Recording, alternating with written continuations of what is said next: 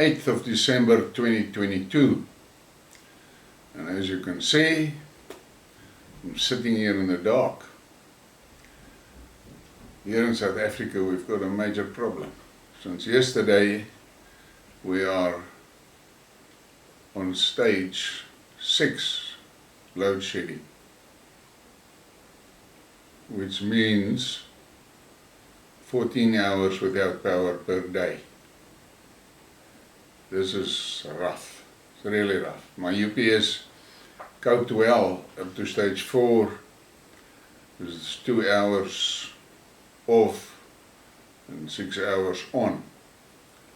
And in that 6 hours the batteries could recharge back to 100%. Last night it dipped down to 30%, and during the night there was another stretch of load shedding of 4 hours. So this morning it was sitting in 48% or 50%, something like that. And during the day we had another break, so when this one came for tonight, the batteries were sitting at 84%, and I don't think it's going to last through the session. This is really frustrating, and I don't really have words for it. This ANC has fucked this country up properly, and it is absolutely stunning that they still play political games around the Eskom problem. Now I want to show you a few histories of Eskom. If you look at this graph, you can see there's the line for inflation, which is the blue line, and then there's a red line for Eskom's tariffs from 2007 until 2021. Now, if you look at the bottom of the graph, there is brackets up to 95, Eskom at the end of its Nationalist Party government era. Then there's the post-apartheid policies from 95 until 2007, and then from 2008 we've got the state capture, free-for-all looting, and failed plans. Eskom at the end of the Nationalist Party government era, established in 1923, South Africa had the lowest electricity tariff in the world in the 90s, attracting investment in manufacturing and smelting. Eskom was a well-maintained and managed machine and was internationally renowned. Major cities and towns had their own power stations. In the post-apartheid ANC policies, President Thabo Mbeki declared a moratorium to stop new builds of power stations, whilst being warned that Eskom will run out of installed capacity by 2008. Minister Jeff Radebe directly responsible for this decision under Thabo Mbeki. The cleansing of Eskom. In this period, the ANC offered thousands of experienced white Eskom employees with early retirement packages and forced them to leave. Municipal decay. Many municipalities closed their own power stations down. State capture, free-for-all looting, and failed CR plans. Under President Zuma, and the goal to radically transform Eskom, raw material and operating costs spiraled out of control, never seen before in its 85-year history, exceeding official CPI inflation sixfold. How?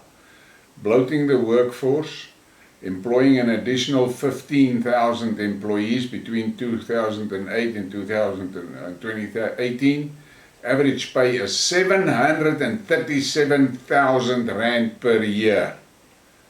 Allowing ANC Chancellor House as a strategic shareholder for large contracts. Eskom paid over 38 billion for inflated contracts, including one that ballooned 13%. Getting unions to hijack and stall projects to ensure overtime and penalties are paid to the connected pockets which benefit, including Chancellor House. Supply chain bonanza, exclusively BEE vendors may supply, and it did with inflated prices on everything, from raw materials as coal to toilet paper, PPE and mops. Everything was inflated to line the pockets of connected cadres. Crippled the rail network and the rise of truck cartels dominating coal supply networks. This made a very few millionaires overnight and opened doors to manipulate coal quality, leading to more breakdowns. Bribery and corruption in general. Quality tests for coal that fail are passed with bribes. Breaking equipment, bringing in contractors that are paid for overtime. Fake qualifications for staff through nepotism, bribery and corruption, leading to incompetent and arrogant staff and management that are not fit to run a massively complex power utility. Theft at the power stations and uncontrollable inventory management ranging from PPE, fuel, oil to spare parts. This is something that makes me fucking angry when I read these things. We have seen it happening. And this is the backbone of the South African society and economy. And it was brutally fucked up like this. And then there's these fucking racist blacks that want to sit on Twitter and make all their shit stories about apartheid and cock like that. They are fucking uninformed, low IQ, 30% passers with zero ability to see things in perspective. I am angry tonight. Look at this graph. Eskom was the lowest tariff producer in the world in 2006. Look at that. Italy is the highest one. And it goes down, down, down, down. South Africa right at the end there. Almost on par with Kazakhstan. And you must remember Kazakhstan is a male oil producer and a gas producer. It makes me furious to see this. And then Phumlani Majosi made this post. So it is possible for Eskom could implement stage 8. That is what I'm hearing on the news this morning. These blackouts began 14 years ago. The party that governed when this started, the ANC, is still in power. Many South Africans say there's no alternative. Really? No alternative? And there was a lot of tweets in that thread. And there was good ones, but there was a heap of that 30% pass, low IQ, keyboard warriors, racist fuckers with no clue. Look at this graph. Electricity available for distribution in South Africa, all producers and imports, gigawatt hours. And then it's got the brackets, who was the CEOs. Now you can see there that first one from 85 to 94, Ian McRae. Then from 94 to 2000, Alan Morgan. And then Thulani Kibasa up to 2007, and then the shit hit the fan. Look at that many fucking CEOs. And look at that blue graph, how it took a dive. This is really shocking. And then this post from Eskom's own website. Capacity in 1990, 40,000 megawatt. 2014, 42,000 megawatt. Today, 48,000 megawatt. Demand today, 38,000 megawatt. Supply today, 25,000 megawatt. So with the 1990 capacity, we would have been able to match today's demand. So those who say power is only available to some, and it's a good question, but the keyboard warriors and the IQ 70, 30% passers will not come fucking near answering this guy. And then we have this from Ted Blom. We really cannot cope with more than 2 hours load shedding at a time. It stuffs up all inverter batteries. Surely Eskom can do better than that and just use their common sense? And that's a good question. But then we get to this one. Now, I have spoken about this many times in my Skidmarks. I am of the opinion that the bulk of the Eskom issues is politically managed. After the pestilence, these fucking cadres had a good taste of what it means to have authoritarian grip and control over the population. And they were not willing to let that go. They terrorized us with the levels for a fucking long time. All things that we know today is bullshit. And then came the end of that, and what happened? All of a sudden, load shedding. And they fuck our lives up with it big time.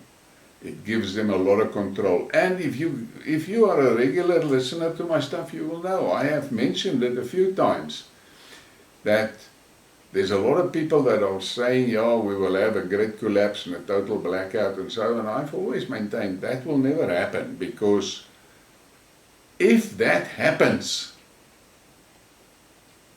the government will fall, and these politicians will not allow that to happen. And then comes Mantashe today. Yes, let's blame Eskom. Let's forget your role in energy crisis, Minister Mantashe, and that of Zuma, Pravin Gordhan presidency and my ANC leadership since 1999. Mantashe made this statement. Eskom agitates for overthrow of the state by not dealing with load shedding. It looks like finally the fucking lights is coming on. They know and they realize they will not survive a blackout. This government will tumble like a straw man in a hard wind if there's a total blackout. This government's gone, and it seems to me they realize it now. But let's see. I see that Kuberg was supposed to go, the number 1 unit at Kuberg was supposed to go down today for 5 months for maintenance and reloading of the uranium.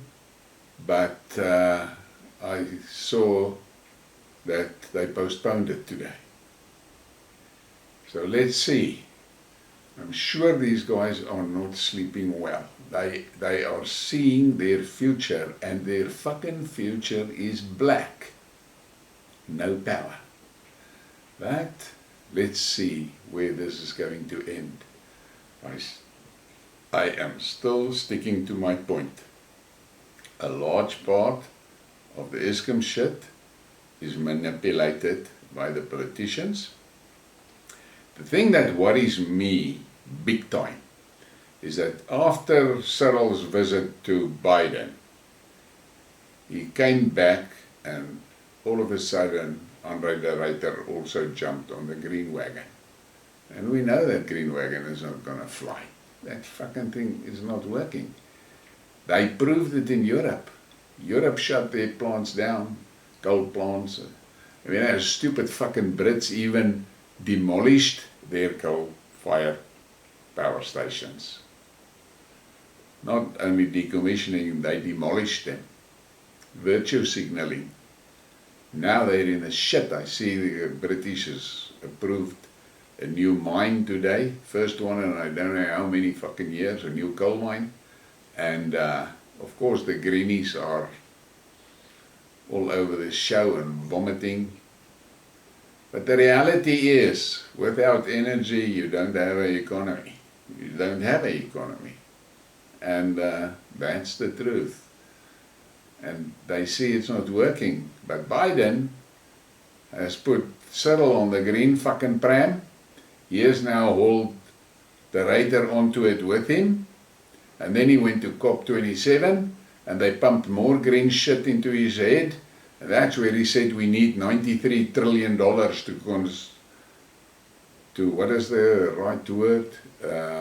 Transform our energy sector. The man is fucking crazy. But I think things are now getting out of hand. And listen, if there's politicians that are manipulating the fuck up, I wouldn't be surprised if there's not forces on the other side that are also playing dirty games at Eskom to fuck the politicians up. So, between those two parties' fuckery, we are sitting in the dark. And on that note, please give me a like and a subscribe and share the thing. Thank you for your support.